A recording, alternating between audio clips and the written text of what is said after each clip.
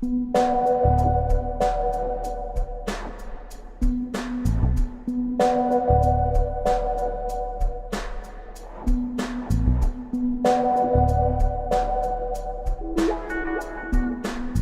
Iñaki Ortega, soy el director de Madrid Emprende y me gustaría empezar situando un poco el contexto, de la incubación en este momento en Europa, porque ahora que todos hablamos de emprendedores y que incluso pues, los viveros de empresa, las incubadoras empiezan a ser instrumentos conocidos, eso no siempre ha sido así, y la historia es relativamente reciente respecto a cuando comenzaron los primeros incubadoras y viveros en Europa. Fue en los años 70 y tiene que ver con la crisis del petróleo, y es hacia mediados de los 70 cuando en Europa, sometidos a una profunda crisis, como digo, vinculada al oil shock,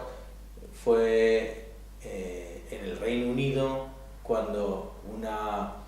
empresa, una industria clásica del Reino Unido, British Steel, cerró una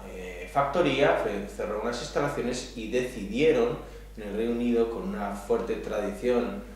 anglosajona de apoyo de lo público a la actividad económica, decidieron convertir esas instalaciones de esa industria en un lugar donde los emprendedores, donde las pymes pudiesen comenzar su actividad. Desde esa primera experiencia de los años 70 hasta nuestros días han pasado muchos años y son cientos, son miles las incubadoras creadas en esta parte del mundo en Europa. Los viveros nacen un poco antes, unos años antes en Estados Unidos. No hay un consenso sobre si nacen en los años 40 vinculados a la Universidad de Stanford o si nacen unos años más tarde en la década de los 60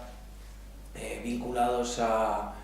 estado de Nueva York y a una empresa abandonada que un promotor, que un emprendedor decide convertir en espacios para emprendedores. En cualquier caso, es en Europa, unos años después, cuando se crea el primer vivero de empresas, como digo, en el Reino Unido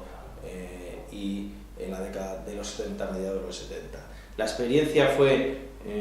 asumida por parte de varios países en Europa, fue trasplantada a varios países de Europa y fueron los municipios, las entidades locales, las agencias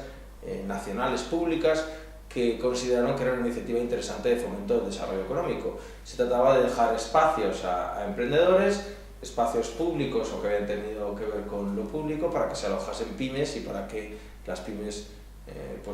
obtuviesen unas menores trabas y unas menores dificultades a la hora de iniciar su empresa. Se trataba, por tanto, de luchar frente a dos cosas. Uno, que nazcan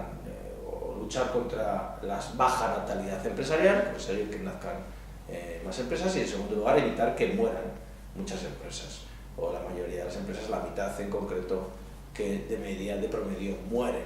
Los viveros de empresas son instalaciones que permiten que nazcan más empresas y por tanto estén más fuertes, y al estar más fuerte mueran menos empresas. Pues bien, la Unión Europea, la Comisión Europea, en la década de los 80 admite o considera que es una iniciativa muy interesante y la decide asumir y promover a través de sus actuaciones públicas, y crean la figura de los Business Innovation Centers, los BICs, que no deja de ser una evolución de los primeros viveros de empresa. Los BICs cuentan con el apoyo y financiación y tutelaje de la Comisión Europea y no son más que incubadoras, viveros de empresa en los cuales se les ayuda a las empresas a que nazcan, y centrándose especialmente en empresas innovadoras, en empresas donde la tecnología tenga un factor muy importante. En España los BICs pasan a ser los CEIs, los Centros Europeos de Empresas e innovación y